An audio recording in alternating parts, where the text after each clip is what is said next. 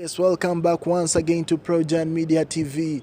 Tukwebaza okubanga okyekumidde ku Projan. Tukwebaza okubanga olikinga, osubscribinga era nga followinga biki bye tukola. Tugezaako tereza mu mpeereza yaffe. Mu maaso awo tugenda tukola live interviews. Cameras zaffe zijja bazituuse nga tukola ebyo ebintu byonna nga tubibatuusaako mwe abantu baffe abeewaayo okubanga ffe ababawa amawulire.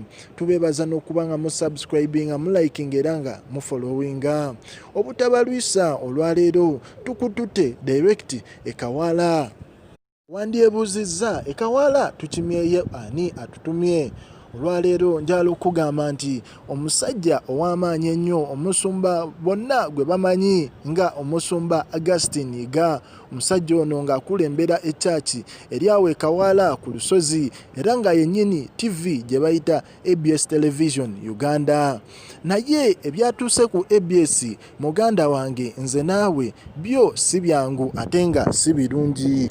Omukulu Augustine Yiga ejjo yavuddeyo n'ajja ku mpewo za ABS Television n'agamba ensi, n'agamba endiga ze oba bayite abantu be abamugoberera, n'abagamba nti ABS egenda vaako ku mpewo okumala ebbanga ly'ataayogedde. Omusajja ono yakkaatiriza n'akakasa abantu tegenda vaako ku mpewo, naye ng'ekigijjako waliwo ebintu bye baagala omaliriza, balina ensonga ze baagala okutereza okusobola okubanga ABS eweereza maanyi era nga etuwa ekintu ensi kyegisuubiramu. Naye kati ngaffe bannamawulire, abaana abasoma investigative journalism, abaana aba Projan Media TV bagenze maaso ne bakizuula nti waliwo ensonga lwaki ABS eva ku mpewo, kubanga ffenna tukimanyi buli TV ezisinga ezimu we ziba zitereza mu mpeereza yaazo zisigalako ku mpewo, naye lwaki ABS eyo esooka n'eva ku mpewo?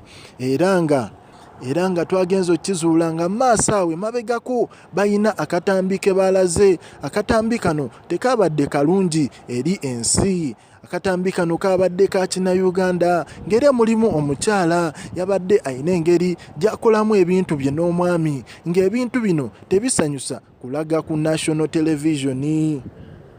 Projan Media TV byebimu ku bintu bye tusuubira ebyaleetedde obuzibu ABS Television okubanga evaako ku mpewo. Weebale okubanga okyekuumidde ku Projan Media TV. Teweerabira okulikinga, commenting and subscribing.